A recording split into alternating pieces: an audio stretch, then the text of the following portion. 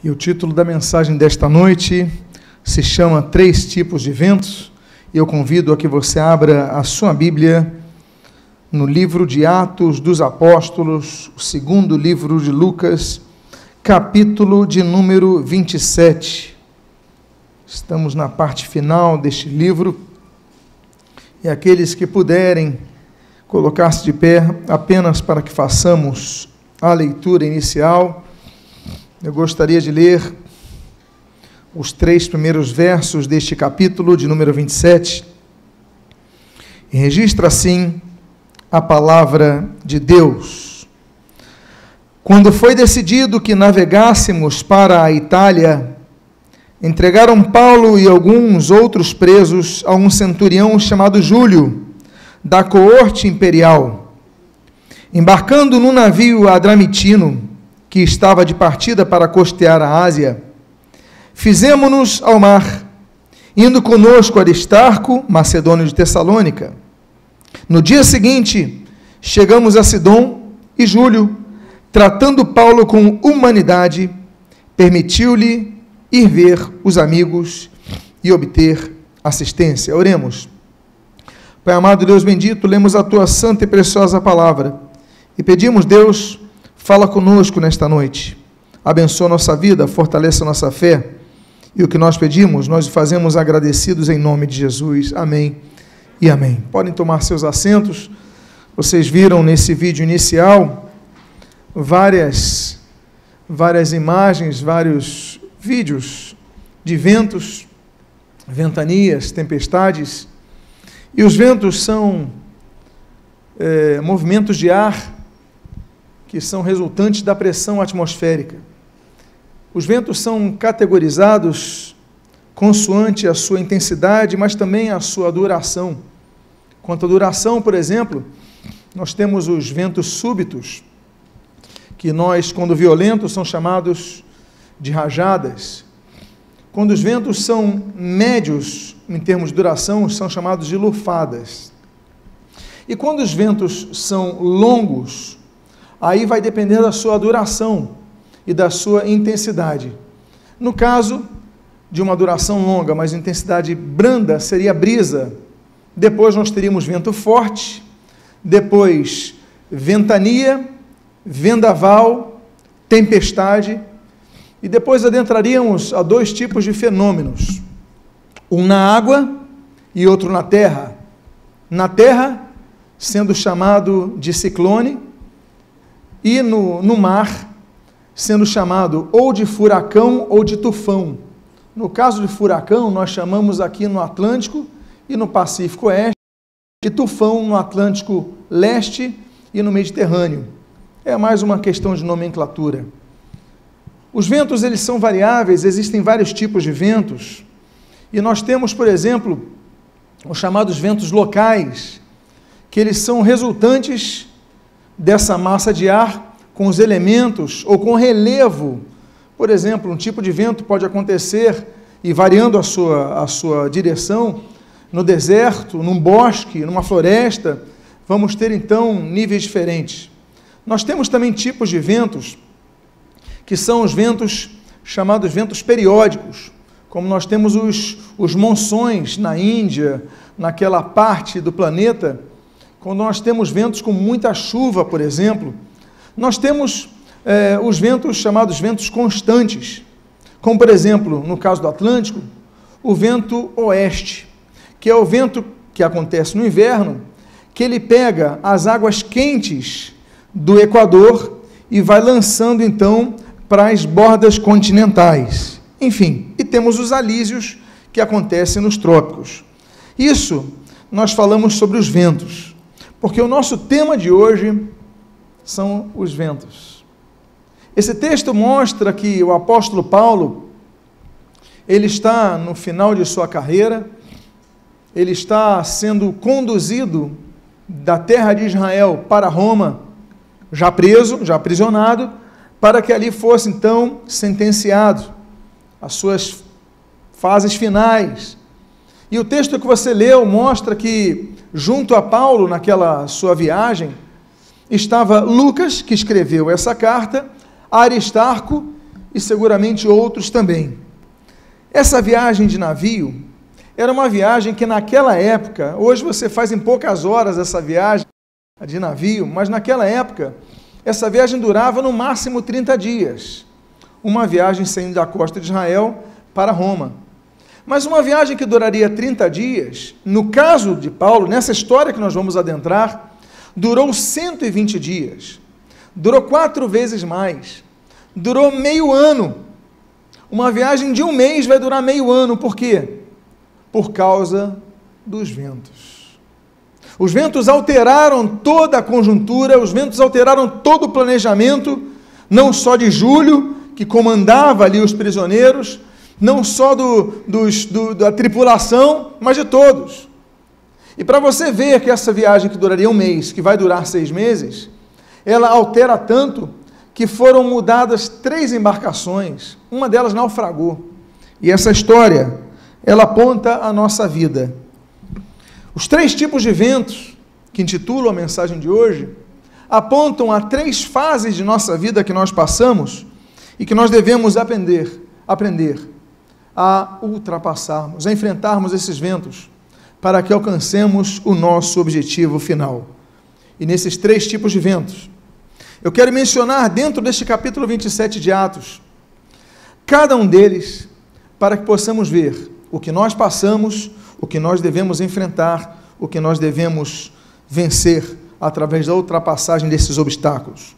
O primeiro tipo de vento que nós vamos mencionar se encontra no versículo número 4, quando a Bíblia diz: e, partindo dali, fomos navegando abaixo de Chipre, porque os ventos eram o quê? Porque os ventos eram contrários. O vento contrário é muito difícil, ele faz com que a viagem se atrase. Eles podiam ter ido direto a Creta e de lá subido a Roma, mas eles precisam ir margeando a costa, porque eles não conseguem ir para Creta. E eles vão margeando a costa e conseguem chegar até Chipre, vão abaixo de Chipre, porque os ventos eram contrários.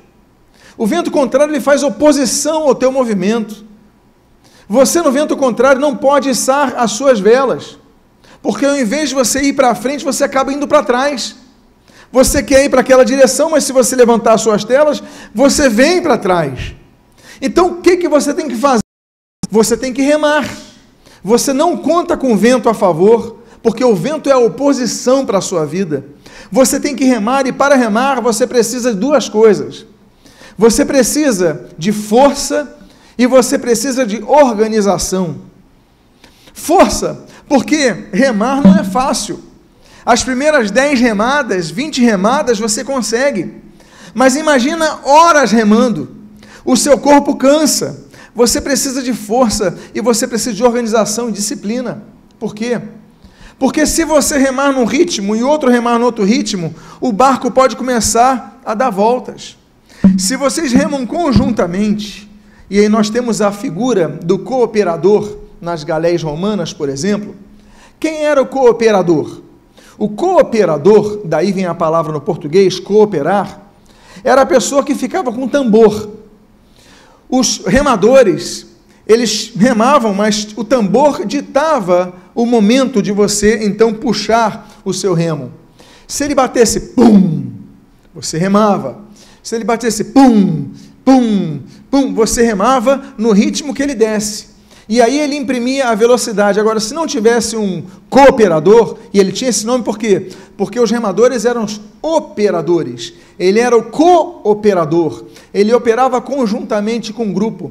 Então, ele impunha o ritmo, mas se ele não impusesse o ritmo, um remava agora, outro remava depois, e o navio daria voltas. Para vencermos obstáculos, amados irmãos, nem sempre nós teremos ventos a favor. Muito pelo contrário. Às vezes enfrentaremos ventos contrários para alcançarmos nossos objetivos, o nosso crescimento espiritual, as nossas vitórias espirituais, nossas conquistas, nossos sonhos. Muitas vezes os ventos vão ser contrários às nossas vidas, e nós precisamos nos organizar, nós precisamos nos disciplinar, e nós precisamos nos esforçar, porque se não pagarmos esse preço, não conseguiríamos alcançar nossos objetivos. O Senhor Jesus não disse que seguir o Evangelho era fácil. Hoje nós vivemos numa sociedade, cada um diz que é cristão e segue a sua vida de pecado. Se você perguntar a uma grande parte da população europeia, vai dizer, somos cristãos, nós somos protestantes, nós somos todos, mas aceitam todo o pecado. Eles não lutam, eles simplesmente têm uma religião, mas não têm vida com Deus. O Senhor Jesus, ele não falou que seria fácil, ele falou que são 2 caminhos. O largo daria para a perdição, mas o estreito daria para a vida eterna. O Senhor Jesus, ele diz, olha, se alguém quiser me seguir, negue-se a si mesmo, tome a sua cruz e siga-me. O siga-me é apenas o 3º passo. O primeiro passo é o negar-se a si mesmo, e o segundo passo é carregar a cruz. Olha, negar a si mesmo é muito difícil, é negar a sua própria vontade, é negar o seu próprio desejo. Tomar a cruz é pesado, porque você vai carregar o peso de outrem, o peso de Cristo, o peso do Evangelho, o peso do bom testemunho, e só depois seguir. Tem pessoas que querem seguir a Jesus sem negar a si mesmo, sem carregar a cruz. Jesus falou que não daria. Não basta você estar na igreja, não basta você estar nesse culto, não basta você ouvir essa mensagem na internet, não basta você dizer que tem uma religião, você tem que negar a sua carne, você tem que tomar a cruz, e então seguir a Jesus, porque só enfrentando os ventos contrários, só enfrentando os desejos desse mundo, da carnalidade, você vai vencer. Os ventos contrários se levantam, você precisa se disciplinar. Você lembra que eu falei do cooperador e os operadores? Você precisa manter o ritmo, você não pode desistir, porque uma das funções do cooperador, nós vemos algo parecido, por exemplo, nos treinamentos, na corrida que os militares fazem. Eu não sei se você já ouviu, e temos militares aqui, eu não sei se você já ouviu um grupo de militares correndo, fazendo um treinamento, todos em conjunto. Quantos já viram essa cena? Geralmente eles estão cantando, não é verdade? Por que eles estão cantando? E como é que eles cantam? O cooperador, se eu for utilizar o termo latino, o cooperador, ele fala uma frase ou canta uma frase, e os operadores, eles repetem a mesma frase, no mesmo tom, no mesmo ritmo, na mesma melodia. E o objetivo é que se mantenham focados, disciplinados, não desistentes, mas se for cada um por si. Então, aquela é uma organização, aquela é uma estrutura militar para que ninguém desista. Muitas vezes nós estamos em seguir a vida cristã isoladamente. Meus amados irmãos, como é difícil. Seguir a Cristo não é fácil. Ter religião é fácil. Ir na igreja é fácil. Você usar alguns rudimentos religiosos é fácil. Mas seguir a Cristo, pagar o preço, isso é difícil. Porque exige abnegação, exige disciplina, exige enfrentar ventos contrários. Paulo falou, olha, partindo dali nós fomos navegando abaixo de Chipre, porque os ventos eram contrários, nós não fizemos a rota que nós queríamos, porque os ventos eram contrários, nós não alcançamos nosso objetivo, porque nossos ventos eram contrários. Paulo enfrentou ventos contrários, eu enfrento ventos contrários, você enfrenta ventos contrários, nós enfrentamos ventos contrários que fazem com que nós não atinjamos nossos objetivos. Quantas metas você teve no dia 31 de dezembro que você não alcançou? Quantos sonhos você teve, você planejou, você se inscreveu em algo e você não cumpriu, por quê? Porque você começou a enfrentar ventos contrários. É uma desistência, é um desânimo, é uma doença, ventos contrários. Na vida espiritual, nós temos muitos. Uma doença desanima você, um desemprego te afeta e quebra a tua estrutura, você desanima. Você começa a ler a Bíblia, aí de repente sai a novidade do Netflix, você começa a assistir, você deixa de ler a Bíblia, você começa a mudar as suas prioridades. O pecado, ele começa a te oferecer facilidades, e os ventos são contrários, e você não consegue chegar ao seu objetivo, não consegue chegar a Roma, não consegue chegar à Península Itálica, nem consegue chegar a Creta, porque os ventos são contrários. Sofrimentos nós passamos dificuldades, passamos por doenças, passamos por desempregos, passamos por crises familiares, todos passamos. O Senhor Jesus, ele falou em João capítulo 16, que nós passaríamos por problemas. Ele falou isso. no mundo tereis aflições, mas ele disse, mas tem de bom ânimo, porque eu o quê? Venci o mundo. Por isso que a Bíblia diz, Atos capítulo 14, para nós permanecermos firmes na fé. Por quê? Porque através de muitas provações nos importa entrar no reino dos céus.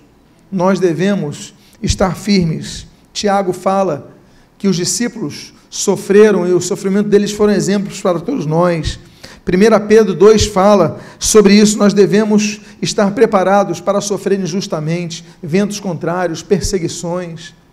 Aí você desanima, aí você vai fraquejando. Então, o primeiro tipo de vento são os ventos contrários. Esse capítulo nos mostra a seguir um segundo tipo de vento. E esse segundo tipo de vento se encontra no versículo 7 e no versículo 8.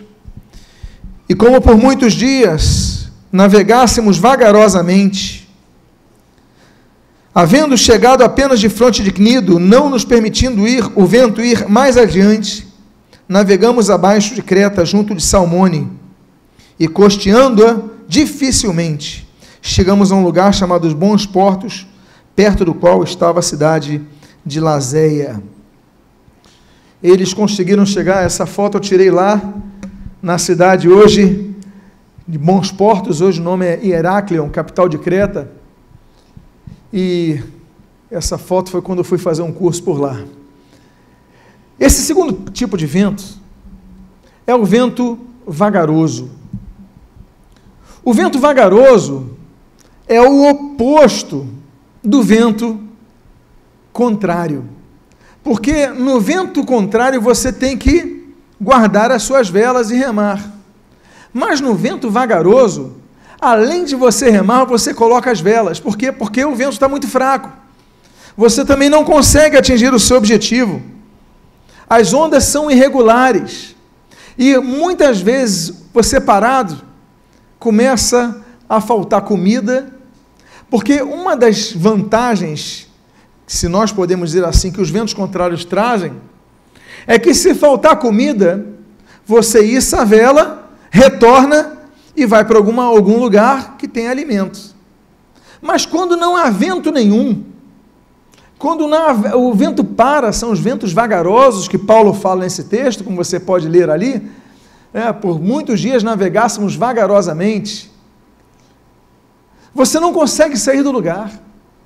Parece que você luta, não sai do lugar. Por quê?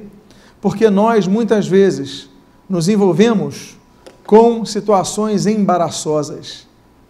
Nós devemos nos desembaraçar. Não tem vento? Você então começa a jogar, tem que jogar para você andar pesos desnecessários no mar. Você tem que continuar remando, tem que torcer para vir um ventinho para ajudar você a chegar no seu porto, e você vê que você não sai do lugar, navega, só se cansa. Pesos, situações que surgem na vida e que vão nos fazendo cansar, nos desanimam.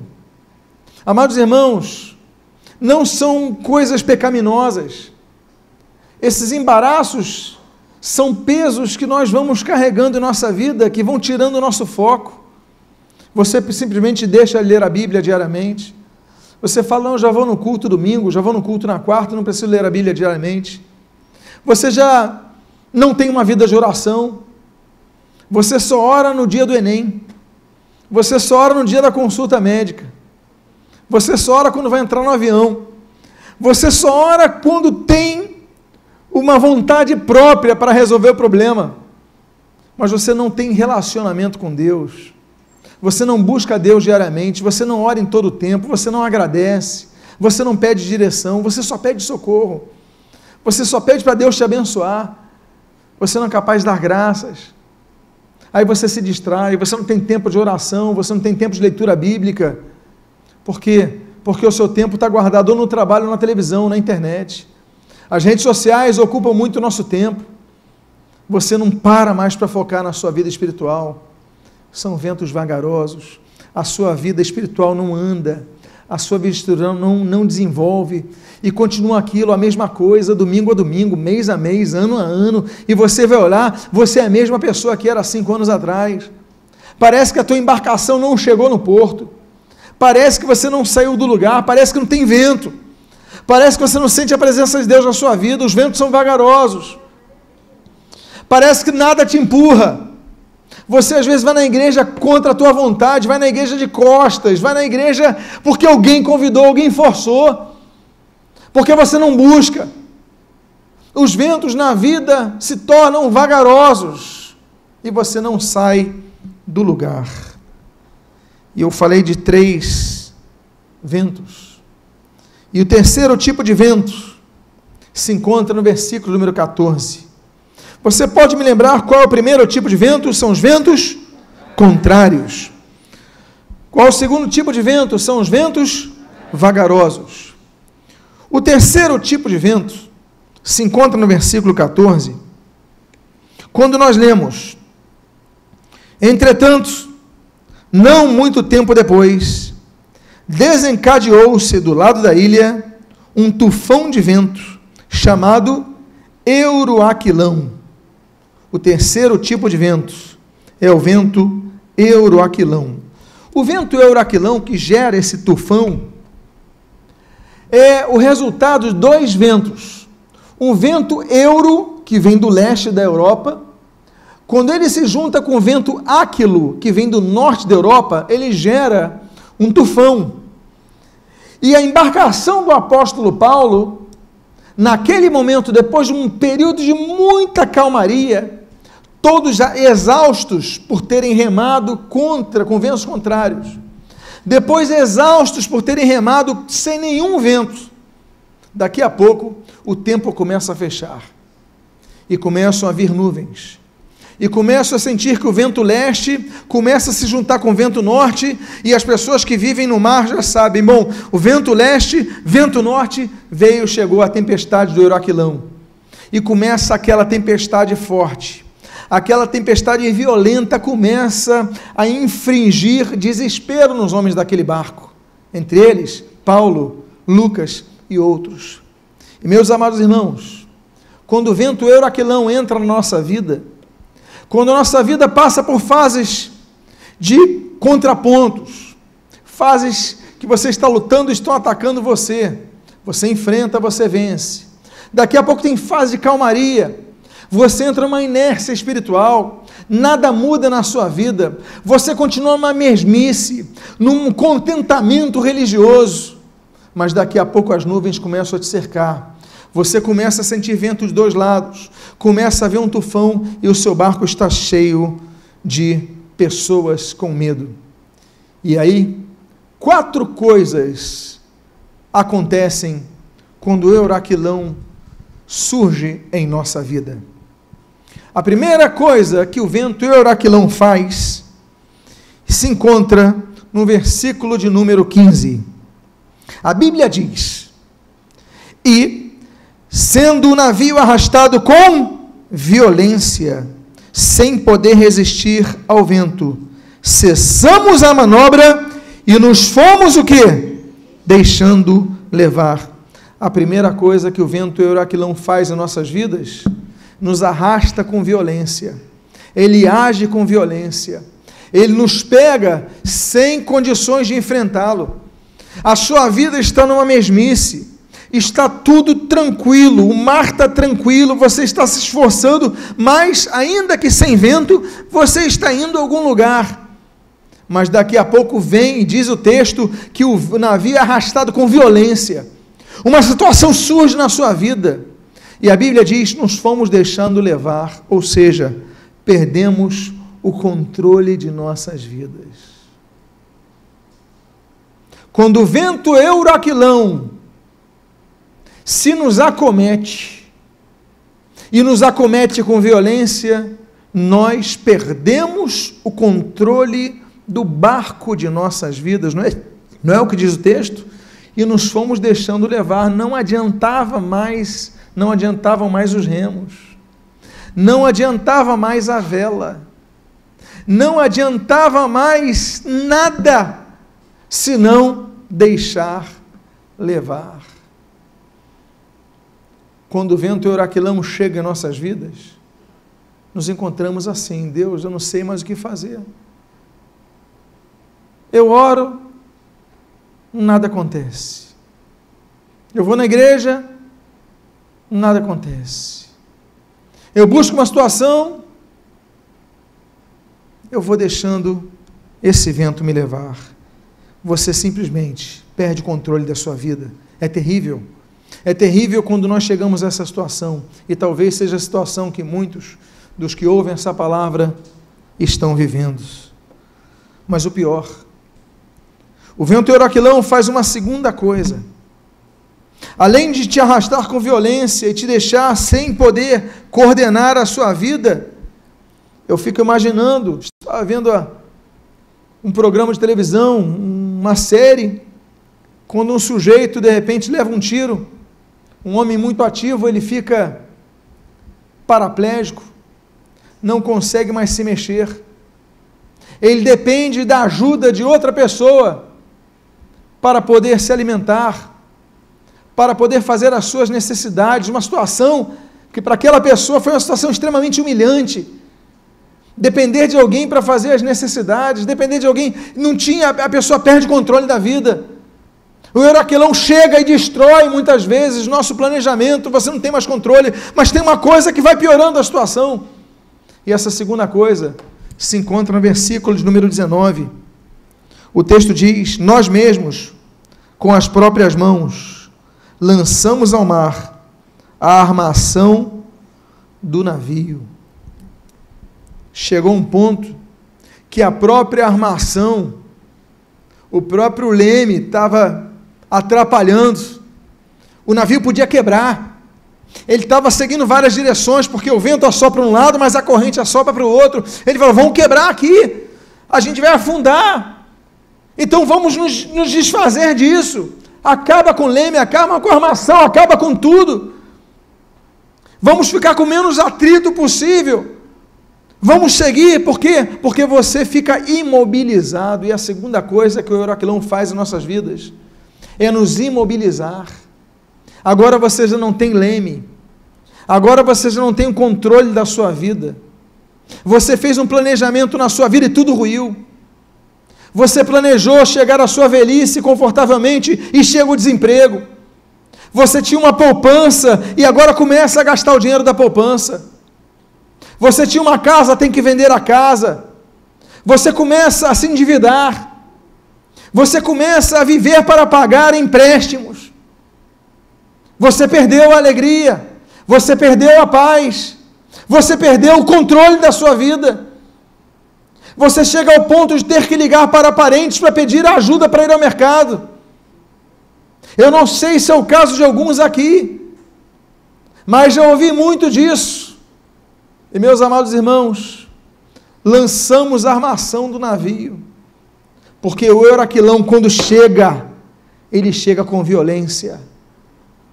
Eu falei que são 4 coisas que o euroquilão faz, e é uma outra coisa muito terrível que o euroquilão faz. A terceira coisa, dentre as 4 coisas que o euroquilão faz, é mencionada na primeira parte do versículo número 20, quando a Bíblia diz, e não aparecendo havia já muitos dias, nem sol, nem estrelas. O euroquilão faz com que nós percamos as referências. Para as pessoas que viviam no mar, numa época que não havia GPS, não havia telefone celular, você dependia de uma cartografia muito limitada, mas uma coisa era certa, eles sabiam onde era o norte.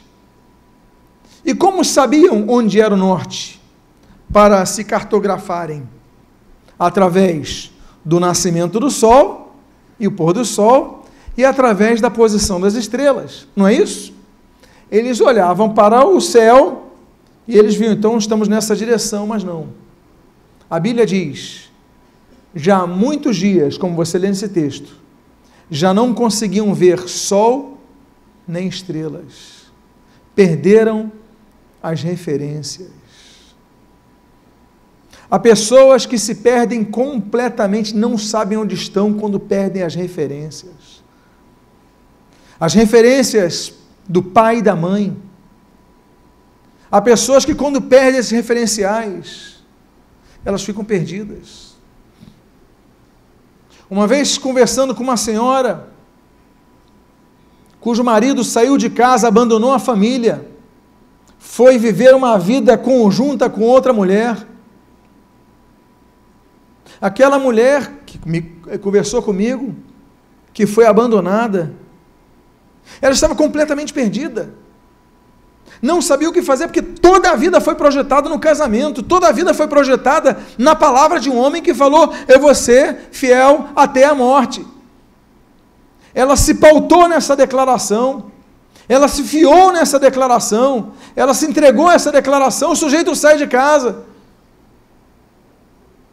ela não se envolveu numa vida acadêmica, no mercado de trabalho, porque confiou que ele manteria a casa, e ela não se preocupou com isso.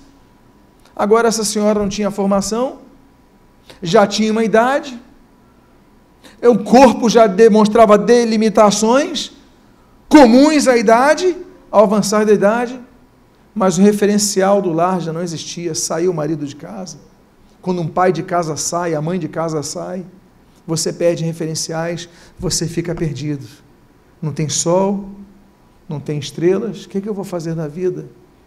E começa a entrar a depressão, começa a entrar a tristeza, você desiste da vida, você desiste de se alegrar, você começa a aceitar a morte ainda que em vida, você começa a entender que você nasceu para acordar, se alimentar e voltar a dormir. E aí quando você perde referenciais, muitos jovens entram nas drogas porque perdem os referenciais paternos.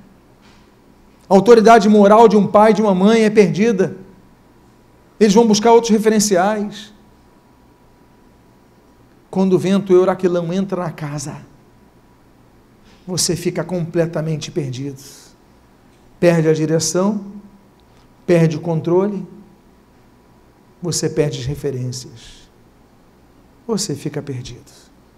E como eu falei que há 4 coisas que acontecem no euraquilão, a 4ª coisa que o vento euraquilão faz é ainda pior. É ainda mais grave. Talvez seja a mais terrível de todas que pode acontecer a uma pessoa. E com certeza é o culminar de tristezas, tragédias, infelicidades das 3 outras coisas que o euraquilão faz. O versículo 20 diz: e caindo sobre nós uma não pequena tempestade, olha o que diz Lucas: fugiu-nos toda a esperança de nos salvarmos. Acabou.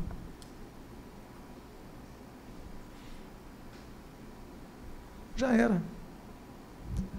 Fugiu-nos toda a esperança de nos salvarmos. Vou morrer. Não tem esperança de viver. Você vive sem viver, você está morto, você é um zumbi. Você é um morto-vivo. Você anda, na verdade, você se arrasta por essa terra, porque você não tem esperança nenhuma. A tua segunda-feira, amanhã, não significa nada. Você não tem esperança de melhora na sua vida.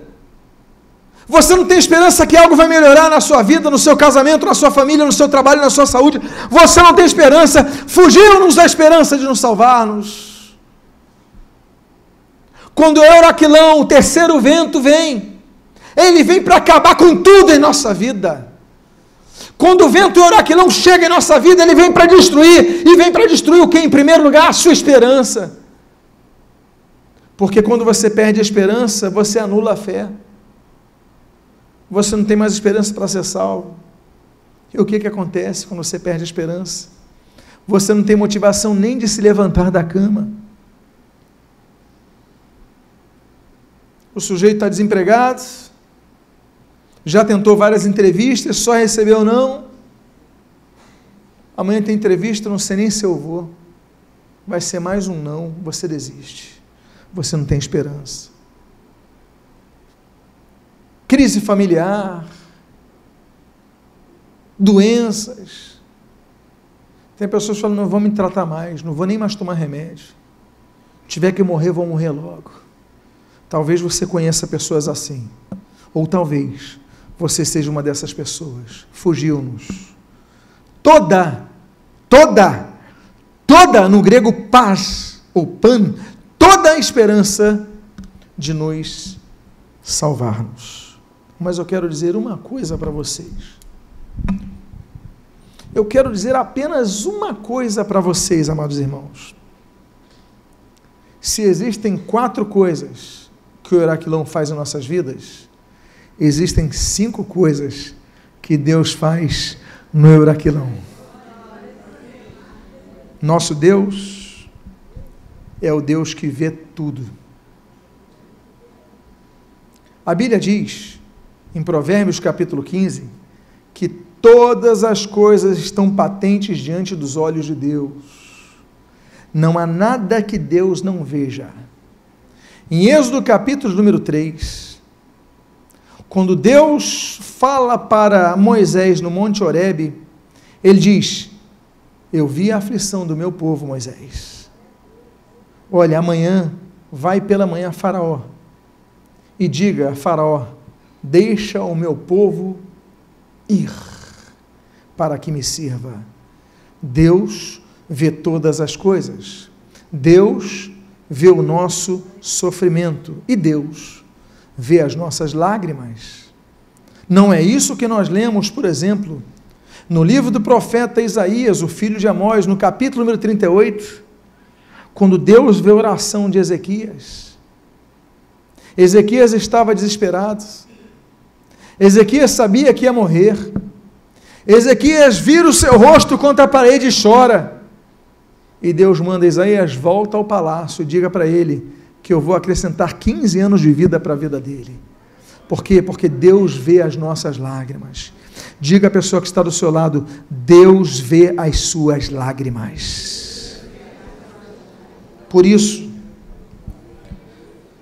se existem 4 coisas que o Euraquilão faz conosco, tem 5 coisas que Deus faz no Euraquilão. Quem quer entrar nessa nova fase da vida?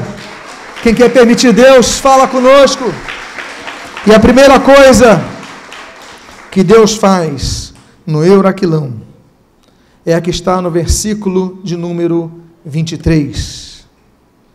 Porque esta mesma noite, um anjo de Deus, de quem eu sou e a quem sirvo, que frase bonita, de quem eu sou e a quem sirvo, esteve comigo.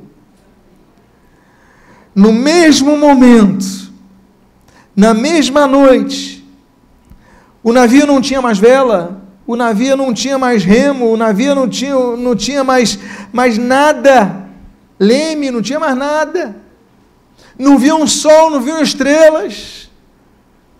Eu imagino aqueles homens famintos, não conseguiam saber nem onde estavam, nem para onde iam, nem quanto durariam. Lucas escreve, olha, a gente fugiu-nos toda a esperança, dizemos salvos, já não havia esperança. E de repente, aparece um anjo do Senhor, junto a estes homens. A Bíblia mostra várias aparições de anjos do Senhor, no momento que mais servos de Deus precisaram. Gênesis capítulo 19, mostra, por exemplo, que anjos de Deus apareceram a Ló, para não apenas trazer juízo à cidade de Sodoma e Gomorra, mas para livrarem Ló. 1 Reis, capítulo número 19, a Bíblia diz que Elias, da grande vitória no Monte Carmelo, perseguido de morte por Jezabel, estava fugindo, estava cansado, estava com fome, queria morrer, mas a Bíblia diz, 1 Reis 19, que apareceu um anjo para dar comida para ele. No livro de Daniel, nós temos, por exemplo, 3 aparições de anjos, no capítulo 3, no capítulo 6, no capítulo 8. No capítulo 3, quando aqueles homens, Sadraque, Mesaque e Abednego, são lançados no forno ardente, de repente, quando olham para dentro não havia 3, mas 4, porque havia um homem no meio da fornalha. Deus enviou o seu anjo, o seu mensageiro, para protegê-los do fogo. Daniel capítulo número 6, nós vemos um outro anjo sendo colocado agora numa cova com leões, para fechar as bocas dos leões, a fim de livrar Daniel da morte. Daniel capítulo 8, nós vemos mais uma vez um anjo para trazer a revelação dos tempos finais a Daniel. Daniel que ali orara por 21 dias, sem resposta de oração, veio o anjo trazer a resposta e trazer as revelações.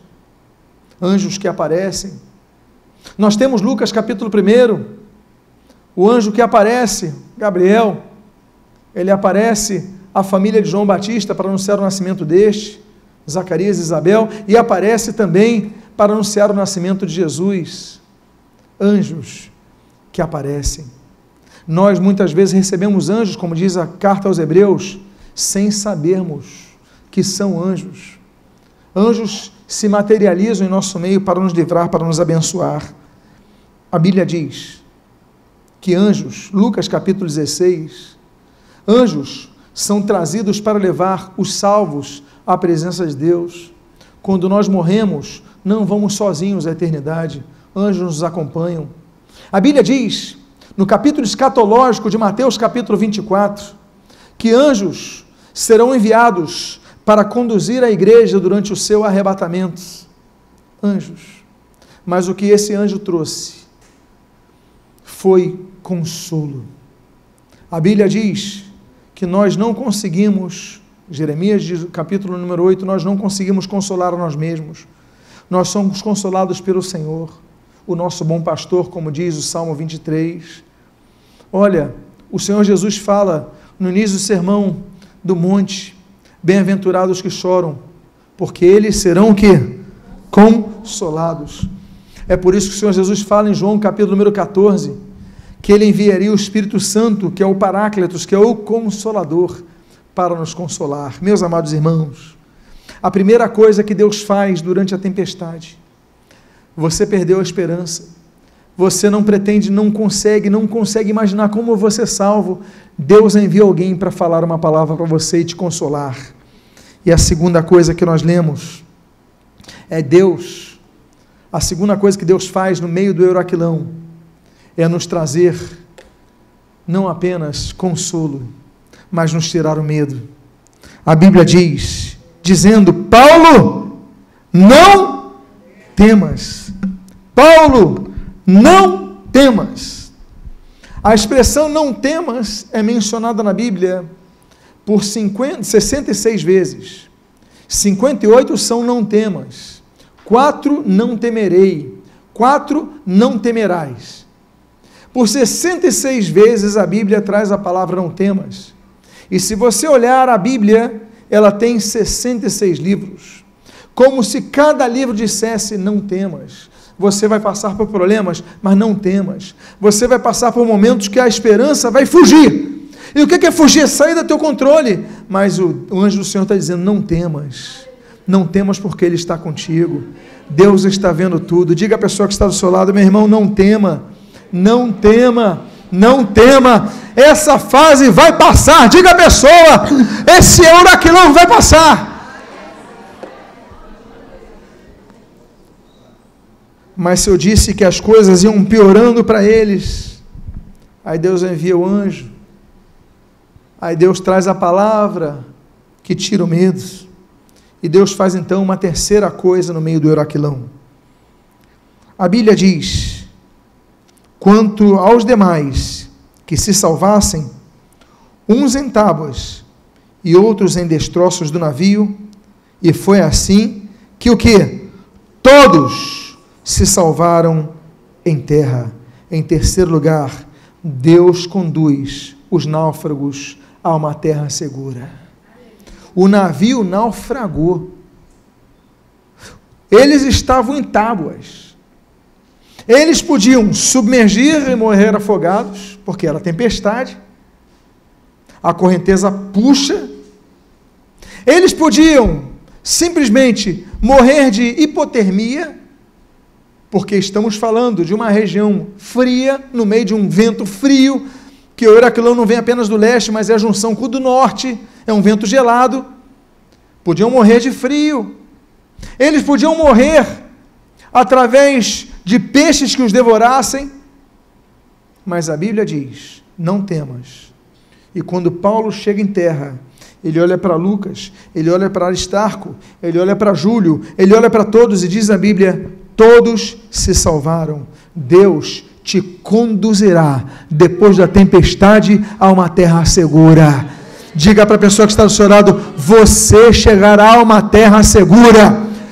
Você vai sobreviver a isto. Por quê? Porque a direção de Deus é a direção que nos tira do deserto, nos leva para a terra que emana leite e mel. Ou nos esquecemos de Êxodo capítulo 12, quando Deus dá a direção na coluna de fogo à noite, na coluna de fumaça durante o dia, para o povo seguir. Deus é o Deus que dá a sua direção. Nós podemos passar por tempestades, nós podemos passar pelo meio do vento Euraquilão, o barco pode submergir, nós podemos chegar a uma fase de nossas vidas que perdemos tudo, não temos nem comida para carregar, só temos um pedaço de tábua, mas você vai chegar numa terra segura. E eu falei de 5 coisas que Deus faz. A quarta coisa que Deus faz no meio do Euraquilão, Deus é o Deus que age, meus amados irmãos. Então veja o que diz, o versículo número 2 até o versículo número 6, o texto diz, e os bárbaros usaram conosco de não pouca humanidade, porque, acendendo uma grande fogueira, nos recolheram a todos por causa da chuva que caía e por causa do frio. E havendo Paulo ajuntado uma quantidade de vides, e pondo-as no fogo, uma víbora, fugindo do calor, lhe acometeu a mão. E os bárbaros, vendo-lhe a víbora pendurada na mão, diziam uns aos outros, certamente este homem é homicida, visto como escapando do mar, a justiça não o deixa viver. Mas, sacudindo ele a víbora no fogo, não sofreu nenhum mal. E eles esperassem que viesse a inchar ou cair morto de repente, mas tendo esperado já muito, e vendo que nenhum incômodo lhe sobrevinha, mudando de parecer, dizia que era um Deus. Deus nos dá livramento, mesmo quando nós somos picados por víboras, por serpentes. Amados irmãos, essa víbora, naquela ilha de Malta, era uma víbora venenosa, as pessoas conheciam. Os habitantes locais, chamados ali de bárbaros, receberam bem. Não se acolham, está frio, vamos acender uma fogueira. Eles começam a pegar uns gravetos de fogueira, colocar no fogo, e o Paulo está ajudando, o Paulo está trabalhando, vamos botar fogo, vamos aquecer, está muito frio, nós viemos do mar, todos vivos, mas precisando de calor. E de repente, quando ele está jogando um graveto, uma víbora chega e gruda na mão dele, e os habitantes locais falam, ele vai morrer. Esse homem é homicida, ele escapou do mar, vai morrer na terra, tem que morrer de qualquer maneira. As pessoas nos julgam.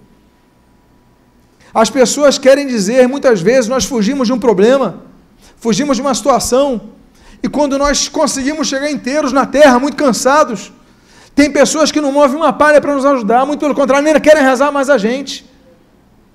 Olha, você passou por isso, mas está passando por isso porque você merece, porque você fez alguma coisa errada, porque você é mau. Não é isso que acontece nessa sociedade?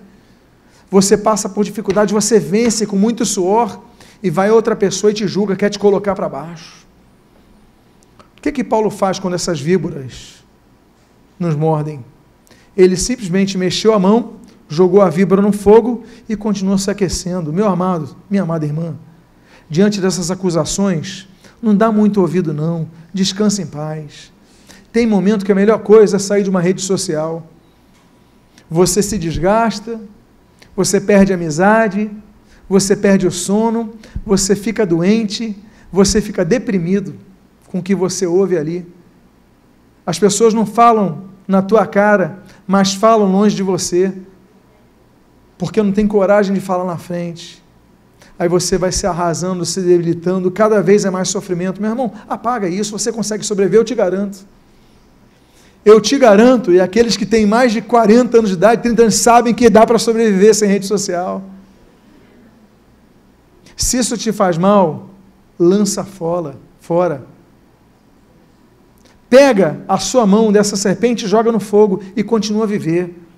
Porque às vezes a gente ouve demais quem quer o nosso mal. E a gente perde a alegria de viver, porque a gente dá muito ouvido a quem nós não devemos ouvir. Então, às vezes, ignora essa pessoa um pouquinho. Tocou o telefone, não é para atender toda hora, não. Vou botar no mudo um pouquinho, depois eu respondo. Porque às vezes a melhor coisa é ignorar. Paulo podia ficar desesperado, a corda me mordeu, eu vou morrer. Paulo chega, sacode na fogueira e continua vivendo. Meus amados irmãos, Deus nos ensina que ainda que nós passemos pela tempestade no mar, nós ainda podemos ser picados nessa vida por serpentes. As pessoas vão nos perseguir, falar mal, querem nosso mal, mas sacode na fogueira e segue a tua vida em paz. Não perca essa paz que Jesus dá. A paz que Jesus dá é o testamento de Jesus na terra, na vida em terra, João capítulo 14. Então, meus amados, tenham a paz, viva com paz, não perca a paz por causa de quem não merece. Diga para a pessoa que está do seu lado, não perca a tua paz por causa de quem não merece. Quinto lugar, e a última coisa que eu gostaria de dizer, que Deus faz no meio do vento euroaquilão.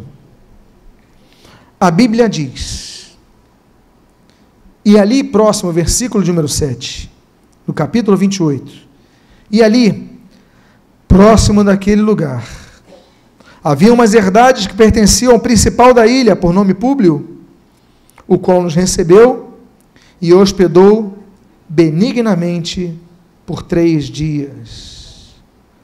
Os humildes, Deus ouve, Salmo de número 10, Salmo de número 25, aos humildes, Deus guia. Salmo de número 149, aos humildes, Deus adorna com a salvação. Tiago capítulo 4, assim como Provérbios capítulo 3, Deus resiste ao soberbo, mas dá a sua graça aos humildes. Mas nós devemos aprender a nos humilharmos, para que Deus a seu tempo nos exalte, não é isso? 1 Pedro capítulo 5 diz, humilhai-vos diante da potente mão de Deus, para que Ele a seu tempo vos exalte, poucas horas antes. Paulo estava segurando uma madeira no meio do mar, um pedaço de pau no meio do mar. Poucas horas depois, estava hospedado pelo homem mais rico da ilha, Públio, durante 3 dias tratado como rei, da madeira no meio do mar, com frio, sem nada, 3 dias de hospedagem, 3 dias, por quê? Porque o momento da humilhação, ele vem, mas depois Deus exalta os humildes, porque é a promessa da palavra de Deus. A Bíblia diz em Eclesiastes capítulo 3, porque há tempo de chorar, mas também há tempo de rir. Eu quero dizer para você, você que me ouve nesse momento, ainda que você esteja passando por esses 3 tipos de ventos, o vento contrário, os ventos vagarosos, ou vento euroaquilão, ainda que você se demore mais do que o tempo previsto, era 1 mês, demorou 6 meses, para que ele chegasse no seu objetivo, mas ainda assim, você vai alcançar a tua promessa, talvez não no tempo que você planeje, mas no tempo que Deus planejou. Você vai sair vivo do euroaquilão. Você perdeu a esperança, mas Deus renovou a sua fé. Fique de pé nesse momento. Eu quero orar por sua vida que está passando pelo vendaval. Você que está passando por tempestades em sua vida. Você que está passando por meio do vento euroaquilão. Você que está passando por situações que você diz, meu Deus, Eu não tenho mais esperança para essa situação. Eu não tenho mais esperança para meu problema familiar. Eu não tenho mais esperança para meu problema financeiro. Eu não tenho mais esperança para a minha saúde. A equipe de oração está vindo aqui à frente. Você sai do seu lugar, que nós queremos orar por você. Mas saia com fé. Saia dizendo: Deus, eu realmente perdi a minha esperança. Esse vento está muito forte. A tempestade está muito forte. Mas me trouxestes aqui para ouvir a tua palavra. E o anjo falou: não temas. E a tua palavra diz: não temas. E eu, Senhor, me apego hoje apenas a um pedaço de madeira no meio do mar. Eu sinto frio, eu não tenho mais nada, mas uma coisa eu tenho a tua presença. Sai do seu lugar, você que está vivendo esse momento, porque nós vamos orar por sua vida, nós vamos interceder por você, nós vamos clamar por você, e Deus vai dar vitória. Pastores, venham aqui orar também pela frente. Pai amado, em nome de Jesus, ouve a oração dos teus filhos.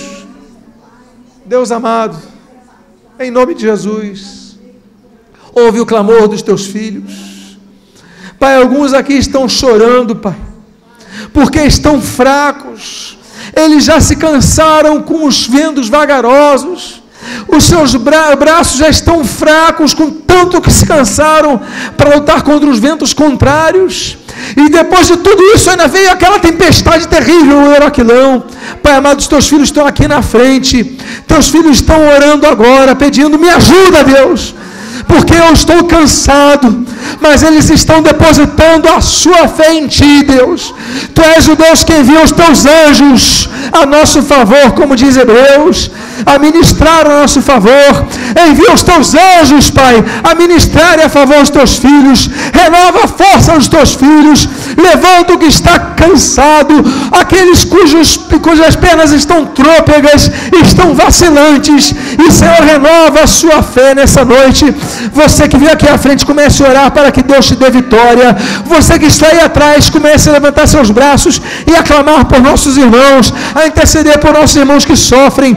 Pai amado, nós levantamos nossos braços pedindo: Senhor, abençoa os teus filhos, dá vitória nessa noite aos teus filhos, que eles saiam daqui renovados, que aquela palavra fugiu-nos toda a experiência de salvar-nos, essa palavra caia por terra agora em nome de Jesus. E como diz Miqueias, vá para o fundo do mar, Pai amado, em nome de Jesus. Por quê?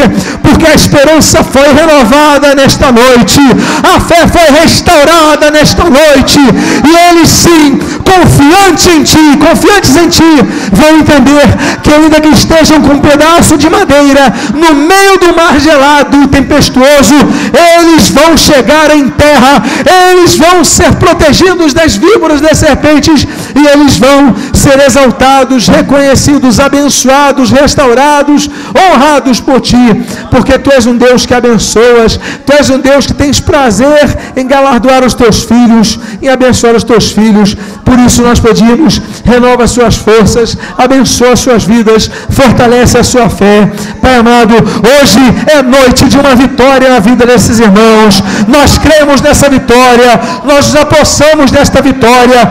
Eles testemunharão essa vitória para a glória de Cristo, porque é o mesmo Deus que enviou aquele anjo há cerca de 2000 anos atrás, é o mesmo Deus que vive hoje, é o mesmo Deus que está presente aqui neste local, é o mesmo Deus que conhece as suas lágrimas. Então dá vitória na vida dos teus filhos hoje. E o que nós pedimos, Deus, nós o fazemos agradecidos, glorificando a Jesus Cristo, que é o autor e consumador de nossa fé. Ainda que soframos por um breve tempo, nós chegaremos em terra firme, Deus. Todos foram salvos, diz a Tua palavra. Abençoa os Teus filhos. Ainda de olhos fechados, os irmãos ainda aqui na frente. Eu gostaria de fazer uma pergunta. Alguém aqui nesta noite gostaria de entregar a sua vida ao Senhor Jesus, que está distanciado do Senhor? Se há alguém aqui que quer entregar a sua vida ao Senhor Jesus, está distanciado dos caminhos do Senhor, levante sua mão bem alta e balance a sua mão, se você é uma dessas pessoas. Pai amado, a Tua palavra foi pregada, ministrada, anunciada. Tomamos posse da Tua promessa: não temas. Ainda que eu passe pelo vale da sombra e da morte, diz o Salmo 23, não temerei mal nenhum, porque Tu estás comigo. Ainda que eu tenha ventos contrários, tu estás comigo. Ainda que eu tenha ventos vagarosos, tu estás comigo. Ainda que eu esteja no meio do vento euraquilão, tu estás comigo e nunca me deixarás e nunca me desampararás. Nós te louvamos por isso e pelo que és. Nós te louvamos por tudo, Pai. E nós te agradecemos pela tua palavra. E o que nós pedimos, nós o fazemos agradecidos em nome de Jesus. Amém e amém. Glorifica a Jesus, exalte a Jesus,